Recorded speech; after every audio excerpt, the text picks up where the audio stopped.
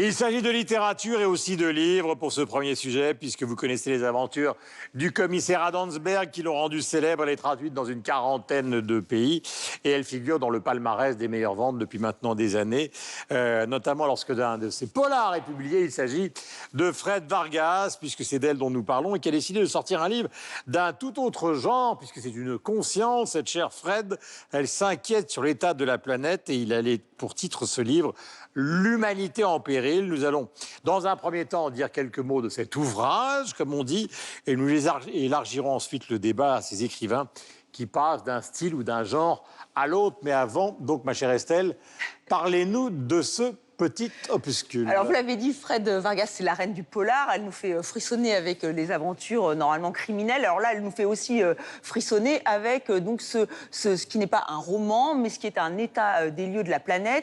Le livre cartonne en librairie et il coïncide avec la parution du rapport du GIEC de la biodiversité qui nous dit que la planète va très mal. On le sait, elle-même, elle le dit que tout le monde le sait ou plus ou moins. Et en fait, elle rappelle qu'elle-même, elle est chercheuse, donc elle revient sur toutes les enquêtes qui ont été menées. Il n'y a pas de grandes révélations, hein, simplement, elle répète ce que nous disent les scientifiques depuis des années et des années, c'est-à-dire qu'il fait très chaud, et pas seulement sur ce plateau. Donc voilà, et donc, ce qui est intéressant, je trouve que, comme le livre est en une, effectivement... Non, le résumé qu'elle fait, elle le dit. Non, il fait très chaud. Il fait très chaud, le réchauffement donc soyez inquiets, il fait très chaud. Mais elle part en guerre contre les grands groupes, elle part en guerre contre la croissance qui malgré tout le mal que ça peut faire. Quoi, hein. Oui, elle est très engagée. D'ailleurs, elle était sur tous les plateaux télé, elle était dans tous les magazines. On sent que pour elle, c'est une cause. Et je crois que c'est important qu'une écrivaine aussi populaire se prenne vraiment, fait et cause pour quand même la planète. Je pense que ça vous inquiète aussi, l'état de notre planète. L'état de la planète m'inquiète, mais l'état du livre de Fred Vargas aussi. Non, mais c'est bien. Après, c'est vrai que c'est pas peut-être pas la anxiogène. Oui, en même temps, ça l'est. Voilà. Ah ben, ça l'est, mais c'est vrai que quand on referme le livre, on n'ose même plus mettre une capsule de café dans sa machine en disant qu'on pollue.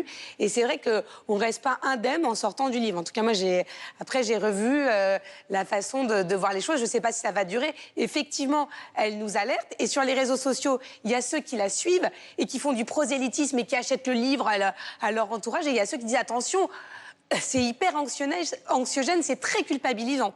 C'est vrai que c'est un livre qui nous culpabilise énormément. Ou responsabilisant. C'est selon ça dépend. Oui. Alors, mettons un peu d'ordre dans cette émission qui est d'une vivacité exceptionnelle, mais qui va nous permettre justement d'aborder le thème par-delà le livre de Fred Vargas qui nous intéresse, c'est-à-dire au fond ces écrivains. Alors je vais prendre l'exemple le plus célèbre, mais il y en a des dizaines. Hein. Vous pourriez prendre Voltaire entre les contes et les pièces de théâtre, Victor Hugo entre les romans et choses vues sur les mouvements sociaux. Bref, ce n'est pas un phénomène nouveau, mais est-ce qu'il y a par exemple chez vous un sujet qui dans ce domaine vous a particulièrement intéressé, mon cher Sylvestre? Ouais, ce qui m'a frappé, c'est le côté nécessité d'écrire, une nécessité irrépressible d'écrire. D'ailleurs, elle le dit, hein, vraiment, je pouvais vraiment pas m'empêcher d'écrire ce livre. Je me suis dit que peut-être, comme beaucoup de gens me suivaient, ils allaient pouvoir me suivre et que j'allais pouvoir les sensibiliser. Ça m'a fait penser à d'autres écrivains qui sortent de leur champ comme ça à un moment donné parce qu'il y a une nécessité. Je pense, alors vous allez trouver que je vais un peu loin, mais je pense au J'accuse, par exemple, qui pour moi c'est dans la même lignée, si on veut. Je pense aussi à des choses comme Le Petit Prince de Saint-Exupéry qui a été écrit pendant la guerre. Et Saint-Exupéry, qui était un auteur pour adultes, mais on a surtout retenu qu'il était auteur pour enfants. Et on a oublié aussi qu'il était aviateur, etc. Donc, sont des auteurs qui sortent à un moment donné de leur champ, puisque c'est l'objet de la question, et qu'ils le font, alors pour plein de raisons, mais moi ce qui m'intéresse, et singulièrement avec Fred Vargas, c'est le côté nécessité. Je le fais, j'ai une tribune, des gens me suivent, je suis capable d'écrire, et j'y vais, quoi. Et d'autant qu'elle a quand même la crédibilité de pouvoir le faire. Elle est archéozoologue, pardon. Ouais. C'est plus facile à l'écrire. Mais effectivement, elle a cette crédibilité-là. Et en plus, elle a l'audience. Alors, ça a été tiré à quelques milliers d'exemplaires. Je crois qu'elle fait plusieurs centaines de milliers d'exemplaires quand elle sort un bouquin du commissaire Adamsberg. Mais je pense que ce bouquin, il va être réimprimé à un moment donné. Ça se vend bien. Ça se vend vraiment bien, ouais.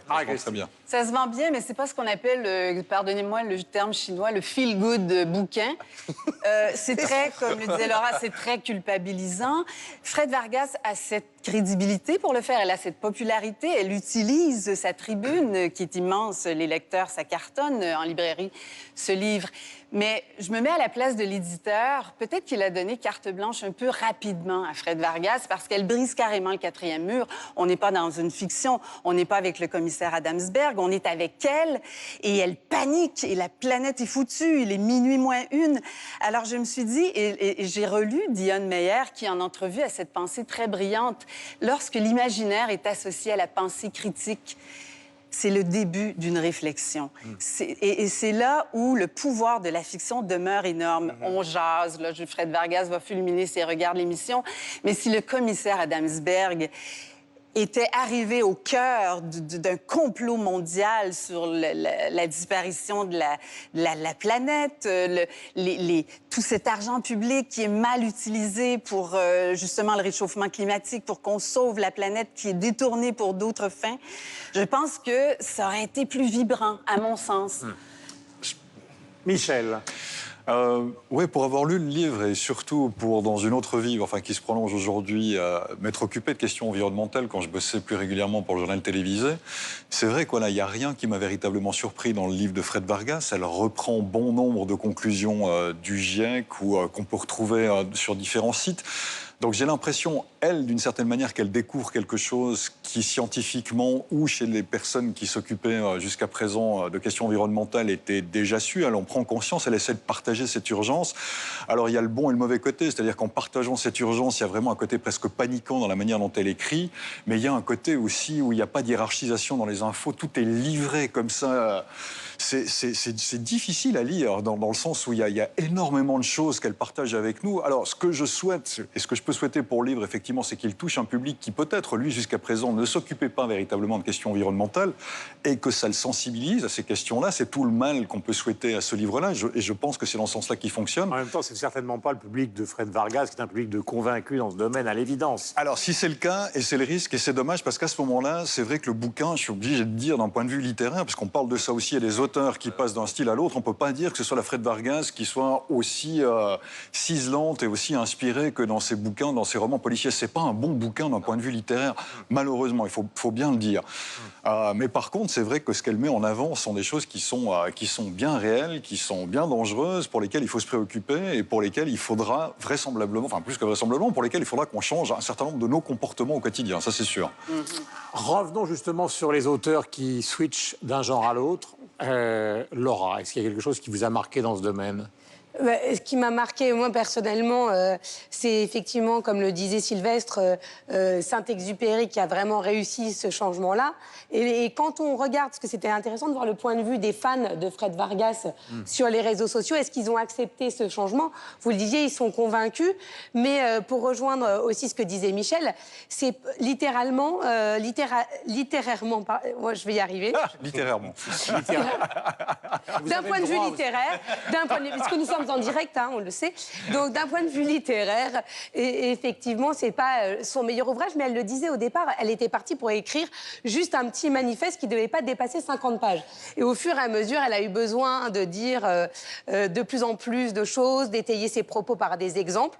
Donc, c'est vrai que je suis restée beaucoup sur l'évolution de la Fred Vargas, comme on la connaît, et par rapport à ses romans habituels, à ce manifeste-là. Et pourtant, Dieu sait que je défends l'environnement, mais là, je me suis sentie prise en otage en me disant c'est mal pointé du doigt. Et en tant que lecteur, on se sent pointé du doigt et c'est pas ce dont on a l'habitude avec elle. Voilà. Alors, elle s'adresse d'ailleurs directement au lecteur. Donc elle s'adresse directement, on sent vraiment le doigt qui passe à travers la page, quoi. Non, mais moi, ce que je trouve amusant, c'est que d'habitude, les auteurs de... Enfin, là j'ouvre... Enfin, je vais sur un autre champ, mais c'est vrai que souvent, les auteurs de polar, ils veulent se racheter, non pas une conduite, entre guillemets. Il y a un côté un peu...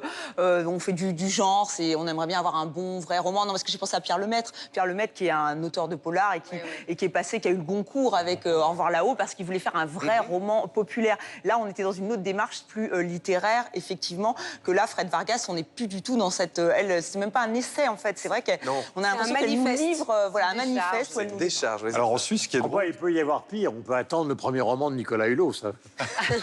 en Qui Suisse, ce qui est sort drôle- d'ailleurs, attendez, le 15 octobre. En Suisse, ce qui est drôle, c'est qu'on a un exemple inverse. Avec, par exemple, un écrivain comme Martin Suter, qui a écrit un certain nombre de romans qui ont eu beaucoup de succès. On peut penser à Small World, de La face cachée de la Lune ou d'autres. Et qui, il y a quelques années, ou depuis quelques années, s'est mis en tête, d'écrire des petits romans policiers qui ont aussi beaucoup de succès. Donc il a cette double carrière-là. Mais pour avoir réfléchi aussi par rapport à cette question, c'est vrai qu'en Suisse... Alors, Fred Vargas, elle va très loin parce qu'elle change complètement de genre, elle change complètement de style d'écriture. C'est vrai que c'est vraiment un grand écart qu'elle fait. Par contre, en termes d'écriture, en Suisse, c'est vrai que la majeure partie des grands écrivains auxquels je peux penser, que ce soit Duredmat, que ce soit Frisch, que ce soit... Par exemple, Chessé a eu le Goncourt pour le roman, mais il a aussi eu le Goncourt, on l'oublie parfois, pour la poésie. C'est vrai que... Il y a une habitude, en tout cas en Suisse, chez les auteurs, de souvent avoir plusieurs carrières au niveau littéraire. Par C'est contre, vrai pour toute la Il me littérature. semble- Aragon il me semble a que c'est le écrit... cas. Il me semble que c'est tout à le l'heure, on évoquait des poèmes. Aragon a écrit des poèmes exceptionnels, des romans extraordinaires. Même Houellebecq. Mais par contre, Sartre il y a un a écrit côté- des essais philosophiques et des Houellebecq, romans. ouais. Ah ouais, c'est le cas. Camus, pareil. Donc, Mais par contre, il y a eu, c'est vrai, on va dire, une sorte d'homogénéité malgré les différents styles d'écriture chez un auteur. C'est vrai que la Fred Vargas, elle va vraiment complètement ailleurs. oui, c'est un texte Voilà, militant. c'est juste ça. C'est un texte militant. C'est pour ça que je dis que c'est un texte qui me paraît, à la lecture, moi qui suis sensible et qui aime beaucoup ces problèmes-là, qui est quand même un texte assez idéologique. Oui, mais en même temps, Alors ça, qu'il est ça a le fort, il mérite est fort. d'interpeller quand même beaucoup de personnes parce qu'encore une fois, elle est très populaire et on sent qu'il y a vraiment tout son public qui la suit. Alors peut-être qu'ils sont tous acquis à sa cause, mais je trouve qu'on en parle beaucoup de la biodiversité. Par exemple, quand il y a eu le rapport qui est sorti, puis maintenant, bon, Il n'y a qu'à- voilà, il n'y a qu'à voir on votre l'a dit. tenue. Et elle veut nous Ah, mais quand elle sort dans la rue Estelle Martin, on l'appelle chlorophylle. On l'appelle le Aravar. Et elle veut nous Je pense sortir que- des généralités parce que le discours est assez minimum et elle va dans des spécificités Ouais. et elle veut toucher à des Ouais. points qu'on aborde Oui, pas il y a un côté nécessairement. Binoche de la littérature. Oh, ça va très mal, faisons quelque chose. Ce qui n'empêche pas que Juliette Binoche est une très grande actrice. Bien évidemment. Nous avons terminé avec Fred Vargas.